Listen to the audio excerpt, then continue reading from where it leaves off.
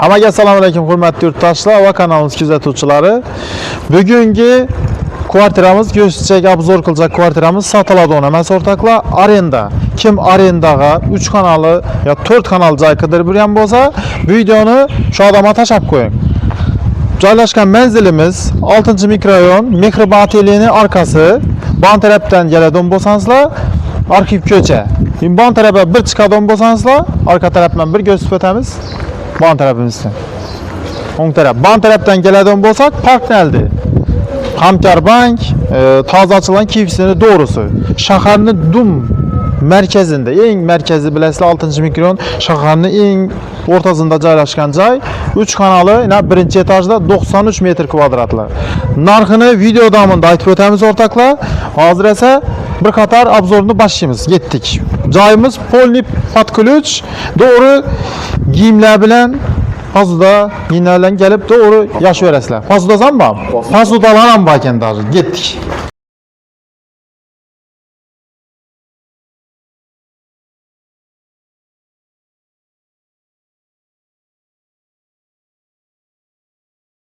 Girenimizde şimdi keng dehliz kütüp oladı bizani. Keng dehlizden keyin 1 xona, 2 xona, 3 xona, 4 xona yine ortaklar. 93 metr kvadratda 4 tane yine bağımız zal. Bir qator göstərici zalını remont ham chiroylina, işin mebelləri bilan birga arenda qo'yiladi o'rtoqlar. O'rtoqlar, bu joy sotilmaydi, sotuvda emas, arenda o'rtoqlar. Arenda bo'ladi, xuddi shu turishda. Remontuna prosta gap yo'q. Chotki, lyustralar, natijnoye zakon etib remont qilingan xullas. Bu tarafdan bir qator ko'rsatib o'tadi.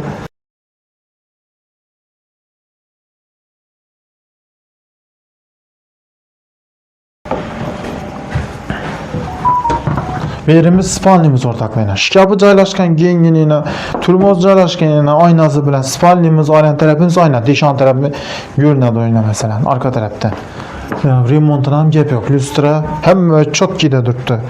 Sotiladi emas o'rtoqlar, yana bir aytamiz, arenda. Bani yana.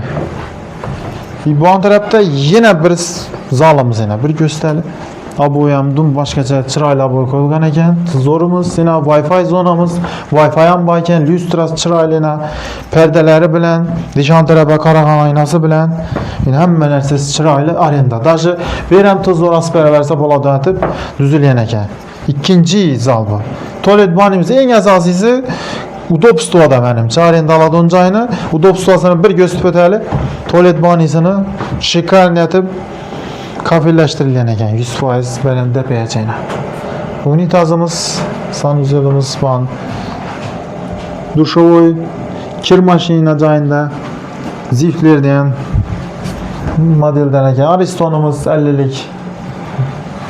Bu tarafimiz kuxunni zona yine.